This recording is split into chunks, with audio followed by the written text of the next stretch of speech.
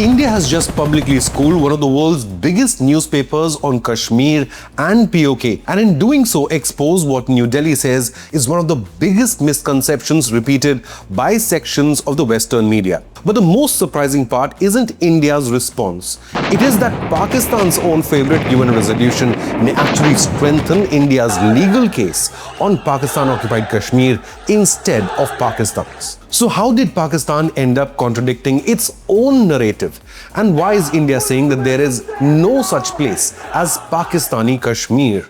Let's break it down. The controversy erupted after the New York Times published a report on violent clashes and crackdown by Pakistani military during local body elections in Pakistan Occupied Kashmir with the headline, "Clashes erupt in Pakistani Kashmir." Now, the Prime Minister Modi-led Indian government wasted no time in issuing a sharp rebuttal in defense of India's sovereignty. In a strongly worded statement on platform X, Indian Embassy in Washington DC declared, "Misleading and incorrect headlines by NY Times, there is no Pakistani Kashmir, only Pakistan Occupied Kashmir." The Indian statement went even further, reiterating India's long-standing legal position that the Union territories of Jammu and Kashmir and Ladakh have been, are, and will always remain an integral part of India.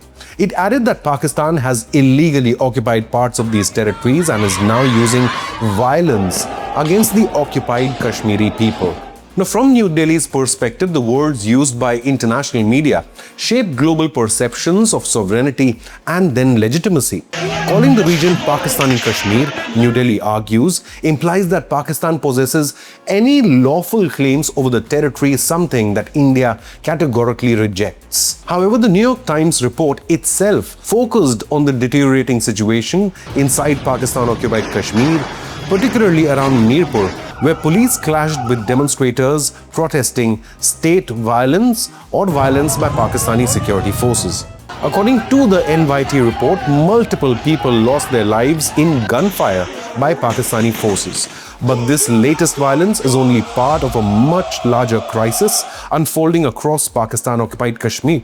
The region has witnessed weeks of unrest driven by allegations of lethal force by Pakistani security forces, blockade of essential supplies like food and medicine, as well as administrative neglect, rising living costs, and growing public anger against Islamabad's occupation. The Joint Awami Action Committee, or the JAAC, has been leading mass protests of tens of thousands of people across POK. During one of the largest demonstrations, Pakistani security forces reportedly opened fire using lethal force against the protesters marching from Rawalkot towards Muzaffarabad. Reports highlighted that more than 30 civilians lost their lives in that crackdown alone, while over 33 others were seriously injured. Earlier reports suggested that since June, the civilian death toll in POK has crossed at least 90.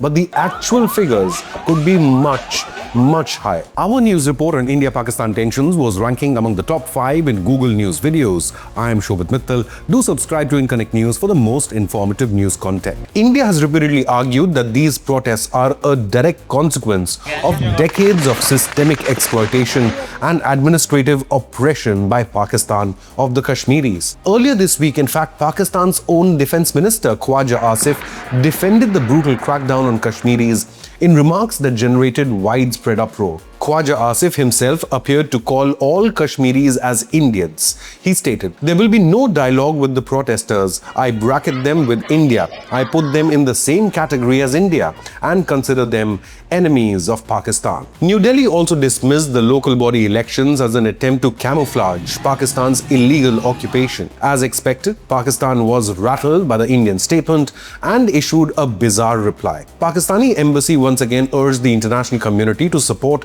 relevant UN Security Council resolutions on Kashmir.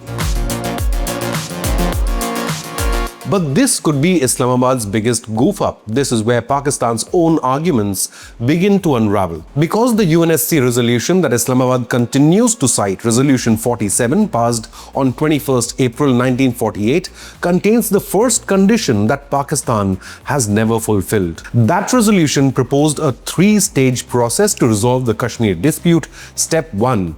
Pakistan was required to withdraw all its nationals and military personnel and tribesmen who had entered Jammu and Kashmir. Step 2. Only after Pakistan's complete withdrawal was India expected to reduce its own military presence but still maintain defense, security, and law and order. Step 3. Only then could a free and impartial elections be held, supervised by India and UN-appointed plebiscite administrator that can take place. And the very first condition is the crucial detail often missing from Western media narrative or international discussions. Is it deliberate or an oversight? Pakistan has never implemented the first condition required by the UN resolution, which requires it to completely withdraw its military from POK. Now the Modi government has reminded New York Times that there is no such entity as Pakistani Kashmir, only Pakistan Occupied Kashmir. But what do you believe? Will Pakistan ever willingly give up POK?